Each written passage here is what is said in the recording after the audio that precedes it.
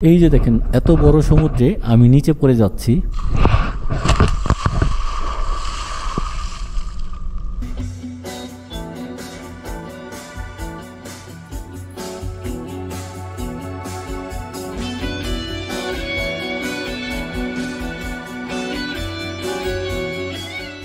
Weekly ট্রাভেলে স্বাগতম। গত পর্বে মিনি বান্দরবন ঘুরে এসে রেজুখাল ব্রিজ পার হয়ে কায়াকিং করেছিলাম। কক্সবাজার ট্রাভেলের এই পর্বে আমরা এখন যাব হ্যামক পয়েন্ট, এরপর যাব প্যারাসেলিং পয়েন্ট। প্যারাসেলিং করব আর আপনাদের নিয়ে যাব সমুদ্রের উপরে, সঙ্গেই থাকুন।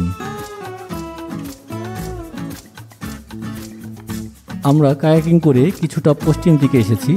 এখান থেকে রাস্তা বাম দিকে বা দক্ষিণ দিকে টার্ন নিয়েছে। এই রাস্তা গিয়েছে ইনানি বিচ ও টেকনাফের দিকে। আর এটা হলো হ্যামক পয়েন্ট। সারি সারি হ্যামক ঝুলানো আছে। আপনার পছন্দের প্লেসটি বেছে নিয়ে রিল্যাক্স করুন। হ্যামকের ভাড়া 30 টাকা আধা ঘন্টা। আপনি চাইলে 10-15 মিনিটও থাকতে পারবেন 10-20 টাকায়। এখানে ট্যুরিস্ট খুব বেশি আসে না, সো আপনি দামাদামি করতেও পারবেন। হ্যামক শুধু আরামদায়ক জায়গা নয়, এর একটি আকর্ষণীয় ইতিহাস এবং কিছু আশ্চর্যজনক সুবিধাও আছে। হ্যামক সম্পর্কে কিছু মজার তথ্য বলছি। প্রাচীন লেখকরা ঝুলন্ত বিছানার ব্যবহার উল্লেখ করেছেন, যা কিনা খ্রিস্টপূর্ব 400 বছর আগে, কিন্তু বিস্তারিত কিছুই বলেনি। আজ থেকে 1000 বছরেরও বেশি সময় আগে মধ্য ও দক্ষিণ আমেরিকার আদিবাসীরা হ্যামক ব্যবহার করত। প্রাথমিক পর্যায়ের হ্যামকগুলি গাছের ছাল দিয়ে বোনা হতো। সাপ, পোকামাকড় এবং ভেজা মাটি থেকে দূরে থাকার জন্য হ্যামকগুলি মাটির উপরে ঝুলানো হতো। 1590 সালের দিকে পালতোলা জাহাজে হ্যামক ব্যবহার করা শুরু হয়। 1597 সালে ইউনাইটেড কিংডম এবং নর্দার্ন আয়ারল্যান্ডের রয়্যাল নেভি আনুষ্ঠানিকভাবে স্লিং হ্যামক ব্যবহার করে। যুদ্ধজাহাজের বন্দুকের ডেকে নাবিকদের ঘুমানোর জন্য নিয়মিত হ্যামক ব্যবহার করা হতো, যেখানে অল্প জায়গার কারণে স্থায়ীভাবে খাট সেট করা সম্ভব ছিল না। হ্যামক ব্যবহারের আগে নাবিকরা প্রায়ই আহত হতেন, এমনকি মারা যেতেন, কারণ উত্তাল সমুদ্রের সকল ঢেউয়ে যখন তাদের জাহাজ কাত হয়ে যেত, সেই সাথে তাদের বিছানাও কাত হতো এবং তারা উঁচু বিছানা থেকে পড়ে যেতেন। যেহেতু হ্যামক ঝুলে নিচের দিকে থাকে, তাই প্রবল ঢেউয়ে জাহাজ কাত হলেও হ্যামক নিচের দিকেই থাকে। এ কারণে সমুদ্রে থাকার সময় হ্যামকে খাটের চেয়েও বেশি আরামে ঘুমানো যায়। অনেক নাবিক ঘুমানোর এই পদ্ধতিতে এতটাই অভ্যস্ত হয়ে পড়েন যে তারা ছুটিতে তাদের হ্যামকগুলি তীরে নিয়ে আসতেন। নৌ হ্যামকের ব্যবহার 20 শতক পর্যন্ত অব্যাহত ছিল। এমনকি মহাকাশযানেও হ্যামক ব্যবহার করা হয়েছে। অ্যাপোলো 12 থেকে শুরু করে হ্যামক ব্যবহার করা হয়েছিল, যাতে মহাকাশচারী চাঁদে হাঁটার সময় কমান্ডার এবং পাইলট ঘুমাতে পারে। ব্রাজিল, মেক্সিকো এবং ফিলিপাইনের মতো দেশে দৈনন্দিন ঘুমের জন্য প্রায়ই হ্যামক ব্যবহার করে থাকে। এল সালভাডোর হ্যামকের একটি বড় উৎপাদক এবং রপ্তানিকারক দেশ। সান সালভাডোর শহর যে উপত্যকায় অবস্থিত তাকে দ্য ভ্যালি অব দ্য হ্যামকস বলা হয়, কারণ স্থানীয় আমেরিকানরা ক্রমাগত ভূমিকম্পের কম্পন প্রতিরোধ করার জন্য হ্যামক ব্যবহার করত। গবেষণায় দেখা গেছে যে হ্যামকের মৃদু দোলনা মানুষকে দ্রুত ঘুমিয়ে পড়তে এবং গভীর ঘুমের অভিজ্ঞতা অর্জন করতে সাহায্য করতে পারে। আধুনিক হ্যামকগুলি নাইলনের মতো হালকা ওজনের উপকরণ দিয়ে তৈরি এবং ক্যাম্পিংয়ের জন্য উপযুক্ত। নেট সিস্টেম নকশার কারণে সহজে বাতাস চলাচল করতে পারে, যা গরম আবহাওয়ায় মানুষকে ঠান্ডা রাখে। শীতকালে একটি সরু গদিও ব্যবহার করতে পারেন, যা নিচের ঠান্ডা থেকে রক্ষা করবে।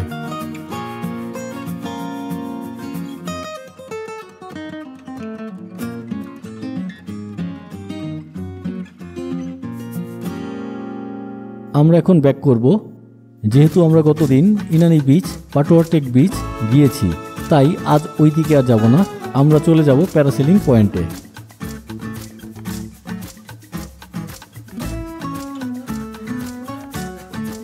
এটা হলো রেজুখাল ব্রিজের চেকপোস্ট, তাই একটু জ্যাম লেগে গেছে। রেজুখাল ব্রিজ পার হয়ে কক্সবাজারের দিকে অল্প গেলেই পড়বে মারমেড বিচ রিসোর্ট। রিসোর্ট আমাদের মেইন উদ্দেশ্য নয়, শুধু একটা জিনিস জানানোর জন্য এখানে থেমেছি। এই রিসোর্টের পশ্চিম সমুদ্রের কাছে একটা ছোট আইল্যান্ড আছে, যেখানে ফুল মুন পার্টি করা হয়। ফুল মুন পার্টি হলো একটি সারা রাতব্যাপী বিচ পার্টি যা 1985 সালে থাইল্যান্ডের কো ফাং আন দ্বীপের হাদ্রিনে শুরু হয়েছিল। এই পার্টি প্রতি ভরা পূর্ণিমা রাতে হয়ে থাকে। বাংলাদেশ আর থাইল্যান্ডের ফুল মুন পার্টি দেখতে চাইলে কমেন্টে জানাবেন, আমরা পরে একটা ভিডিও করে দেখাবো। মারমেড বিচ রিসোর্টে লাঞ্চ করতে পারবেন, তবে অনেক কস্ট, জনপ্রতি 1000 টাকার উপরে পড়ে যাবে। আমরা এখান থেকে নেক্সট ডেস্টিনেশন যাব, তৃতীয় প্যারাসেলিং পয়েন্ট। ডে 4 এপিসোড 2তে এই পয়েন্ট রাস্তা থেকে দেখিয়েছিলাম, এখন আপনাদের বিচ ঘুরিয়ে দেখাবো।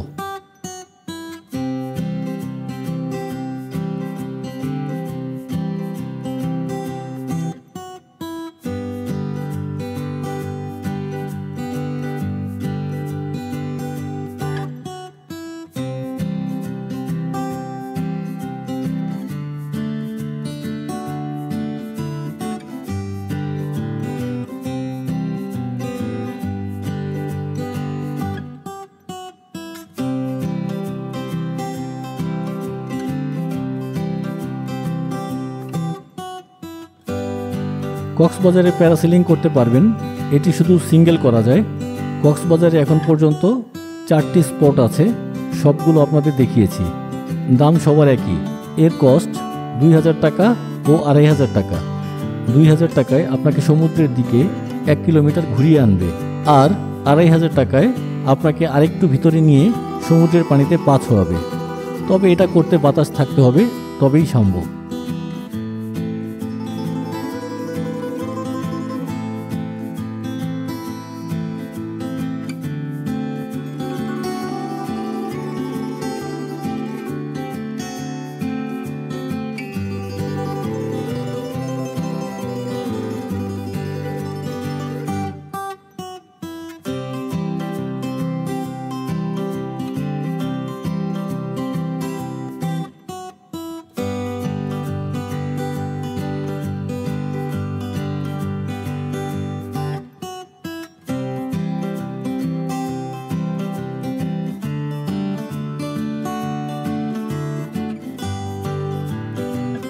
এই যে দেখেন প্যারাসেল উড়ে যাচ্ছে।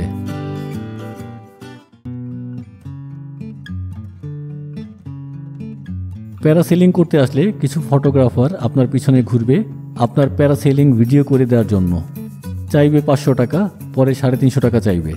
আপনাকে দেখাবে তাদের জীবনে করা বেস্ট একটা ভিডিও, অথবা কারো কাছ থেকে কপি করে নেয়া, কিন্তু আসলেই তেমন নয়। তাই প্যারাসেলিং করে আপনি পানিতে না পড়লেও দেখবেন ভিডিও করার টাকাটাই পানিতে যাবে। আর আপনার যদি নিচ থেকে ভিডিও করার খুব বেশি শখ থাকে, তাহলে প্যারাসেলিং দিনের আলোতে করবেন, যখন সূর্য আপনার পূর্বে থাকবে। তখন আপনার সাথে যে থাকবে সে নিচ থেকে ভালো ভিডিও করতে পারবে।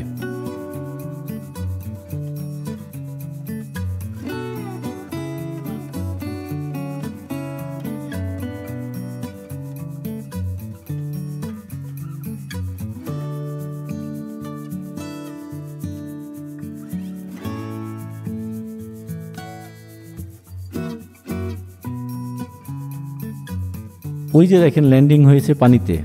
প্যারাসেলিং করতে গেলে এমন হতেই পারে, এর জন্য প্রস্তুত থাকতে হবে।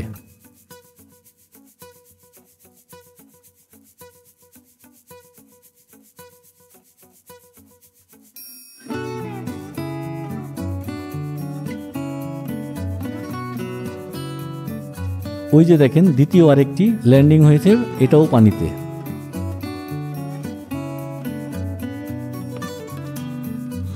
আমরা এখন এই বিচ থেকে চলে যাব দ্বিতীয় প্যারাসেলিং পয়েন্ট।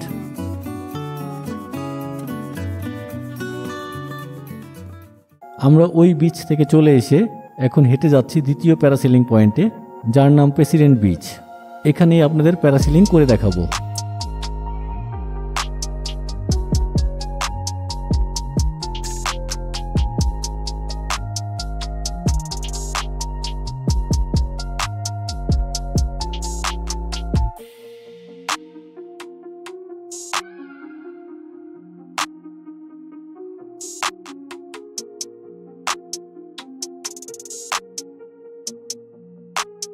এখন আপনাদের দেখাবো প্যারাসেলিং।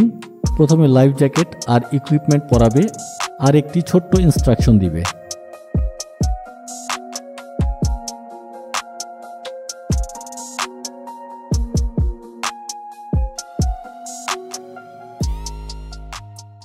এবার চলুন ফ্লাই করব। অনেকে দৌড় দেয়, কিন্তু আমি দাঁড়িয়েছিলাম আর আমাকে দাঁড়ানো থেকেই টেনে তুলল। উঠতে উঠতে প্যারাসেলিংয়ের কিছু হিস্টোরি বলি। প্যারাসেলিং, যা প্যারাসেন্ডিং নামেও পরিচিত, যেখানে আপনাকে একটি পরিবর্তিত প্যারাশুট ক্যানোপিতে সংযুক্ত করা হয়, যা স্থলে মোটরগাড়ি আর পানিতে স্পিডবোটের পেছনে দড়ি দিয়ে লাগানো থাকে। স্পিডবোট বা গাড়ি চলতে শুরু করলে বাতাস প্যারাশুট টেনে উপরে তুলে ফেলে। অ্যাসেন্ডিং গ্লাইডিং প্যারাশুট 1962 সালে ফ্রেঞ্চ ইঞ্জিনিয়ার পিয়েরে মার্সেল লেমুইন তৈরি করেছিলেন। অ্যাসেন্ডিং গ্লাইডিং প্যারাশুটের বিশেষত্ব কী? আগের সাধারণ প্যারাশুট শুধু নিচের দিকে নামার জন্য ডিজাইন করা হয়েছিল, কিন্তু অ্যাসেন্ডিং গ্লাইডিং প্যারাশুট বিশেষভাবে ডিজাইন করা হয়েছে যা নামতে পারে, সেই সাথে নৌকা বা গাড়ি দ্বারা টেনে তোলার সময় সহজে উপরে উঠতে পারে এবং সামনের দিকে যেতে পারে। এর আগে আর্মি প্যারাশুটিস্টদের প্যারাশুট ট্রেনিং দেওয়ার জন্য বিমানের উপরে উঠানো হতো, এরপর ছেড়ে দেওয়া হতো, যা খুব ব্যয়বহুল ছিল। 1963 সালে পায়োনিয়ার প্যারাশুট কোম্পানি লেমুইনের কাছ থেকে এই প্যারাশুট তৈরি এবং বিক্রি করার জন্য একটি লাইসেন্স কিনেছিলেন, যার বাণিজ্যিক নাম দিয়েছিলেন প্যারাসেইল।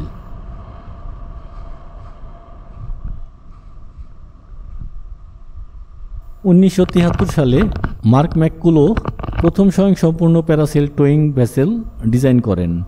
টোয়িং ভেসেল হলো ওই যে নিচে দেখেন আমাকে দড়ি দিয়ে টেনে নিয়ে যাচ্ছে ওই বোট। মার্ক ম্যাককুলো পরে এর নাম দেন উইঞ্চ বোট।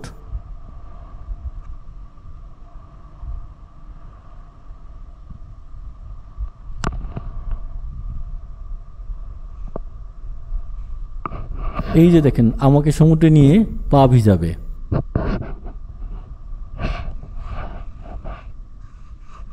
এত বড় সমুদ্রে আমি নিচে পড়ে যাচ্ছি।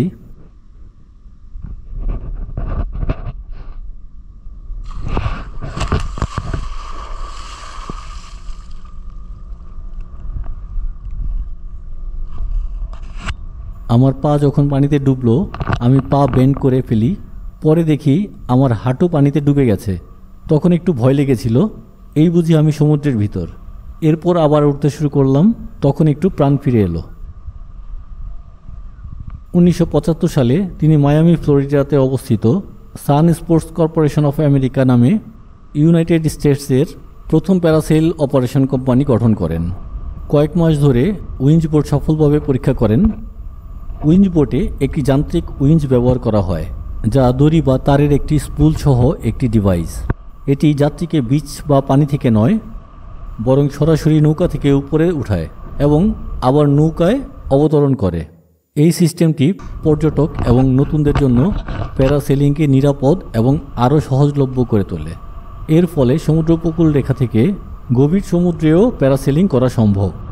উইঞ্চ বোটের আগে প্যারাসেলারদের বিচ থেকে উঠতে এবং অবতরণ করতে হতো, যা ঝুঁকিপূর্ণ হতে পারে। যদিও আমাদের কক্সবাজারে এখনও বিচ থেকে উঠানামা করানো হয় এবং আপনাদের প্র্যাকটিক্যাল দেখিয়েছি, অনেকে পানিতে পড়েছে। 1984 সালে ম্যাককুলো বিশ্বের প্রথম automatic release winch system device design করেছিলেন।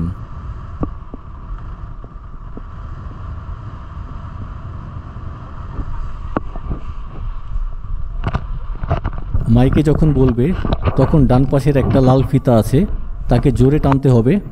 মনে রাখবেন, যত জোরে টানতে পারবেন ততই তীরের দিকে যেতে পারবেন।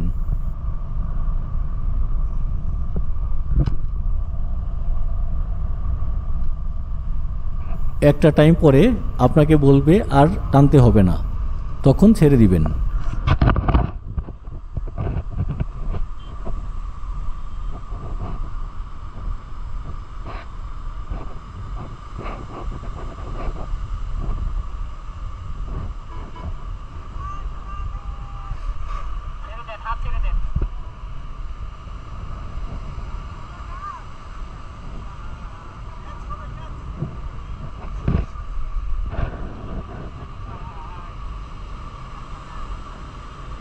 শেষ হলো আমাদের প্যারাসেলিং। আশা করি আপনাদের ভালো লেগেছে।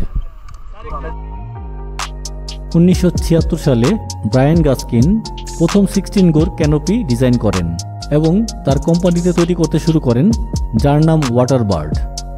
গোর শব্দটি প্যারাশুট বা প্যারাসেইলের আকৃতি তৈরি করার জন্য একত্রিত করে সেলাই করা পৃথক ফ্যাব্রিক প্যানেলগুলিকে বোঝায়। 16 গোর ক্যানোপি মানে প্যারাশুটটি 16টি পৃথক প্যানেল দিয়ে তৈরি। এই নকশাটি প্যারাসেলিংয়ের সময় আরও ভালোভাবে উঠানো, স্থিতিশীলতা এবং স্থায়িত্ব প্রদান করে।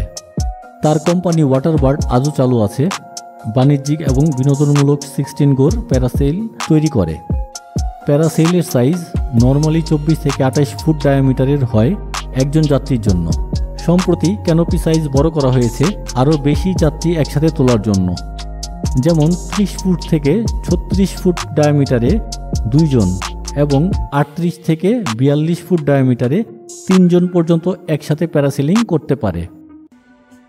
আজ এই পর্যন্ত আমরা ঘুরেছি মেরিন ড্রাইভের সব কয়টি পয়েন্ট, আর আপনাদের নিয়ে গিয়েছি কক্সবাজার জেলায় কক্সবাজার সদর উপজেলার সব কয়টি পয়েন্ট। এখানেই শেষ নয়, আগামী পর্বে আপনাদের নিয়ে যাব বাংলাদেশের একমাত্র পাহাড়ি দ্বীপ মহেশখালী। সে পর্যন্ত ভালো থাকবেন।